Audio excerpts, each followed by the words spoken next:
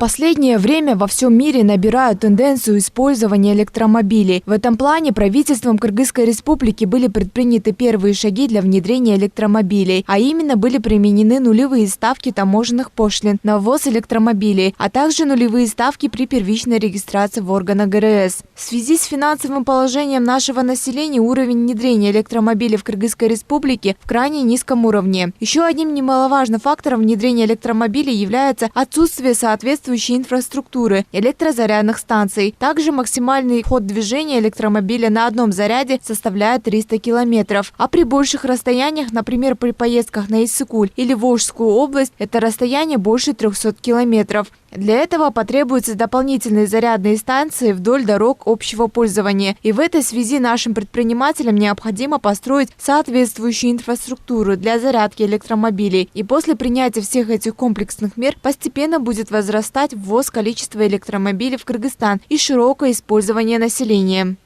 Вопрос внедрения электромобилей входит не только в компетенцию правительства Кыргызской республики, но и также предпринимателей и конечных пользователей, это населения. Ведь стоимость электромобилей порядка превышает в 2 раза стоимость обычных автомобилей. И она по себе дорогая, потому что компоненты электромобилей, такие как аккумуляторы, они тоже состоят из дорогих частей.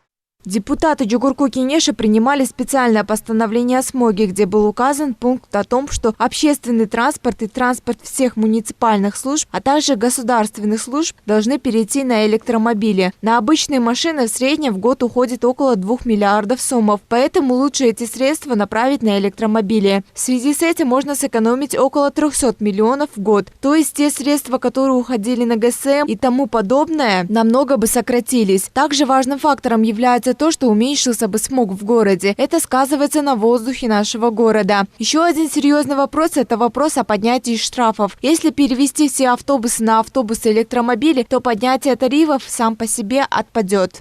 Мы могли бы создать уже для остальных граждан возможности для того, чтобы они уже покупали и приобретали вот такие машины. Потому что мы, в первую очередь, переходя сами на такую машину, мы должны предоставить всю инфраструктуру, то есть построить заправки специальные.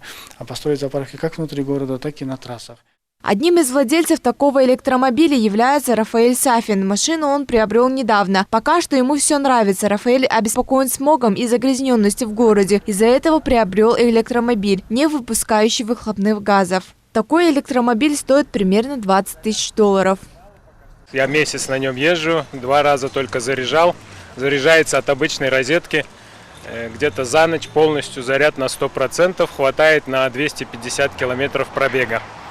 Вот. Ну, намного выгоднее, семья рада, что не надо заправлять бензин, а также по ходовке и по... В ближайшие 10-15 лет все основные автопроизводители в Японии, в Германии, в США, в Южной Корее и в Китае перейдут на выпуск преимущественно электромобилей и авто на водородном топливе. На сегодня в Кыргызстане используются поддержанные машины на двигателях внутреннего сгорания. Но не обладая собственным производством автомобилей, в ближайшие 10-15 лет страна столкнется с исчезновением всей индустрии авто на ВДС. В связи с этим для таких авто не будут выпускаться запчасти, а количество доступных авто на вторичном рынке с каждым годом будет только сокращаться. Такие авто исчезнут, как кнопочные телефоны. Если Кыргызстан не начнет выстраивать инфраструктуру для электромобилей, то страна останется с огромным автопарком старых машин, который будет нечем заменить, потому что новые не производятся. На данный момент в Кыргызстане отсутствует сеть зарядочных станций, сервиса электромобилей и необходимая для них система энергоснабжения. За ближайшие 10 лет республика будет должна внедрить электромобили и инфраструктуру к ним для сохранения транспортной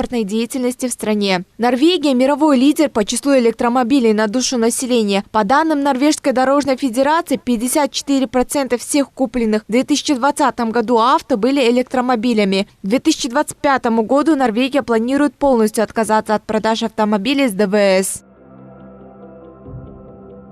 Айжан Аманова, Улугбек Сулайманов, Нью ТВ.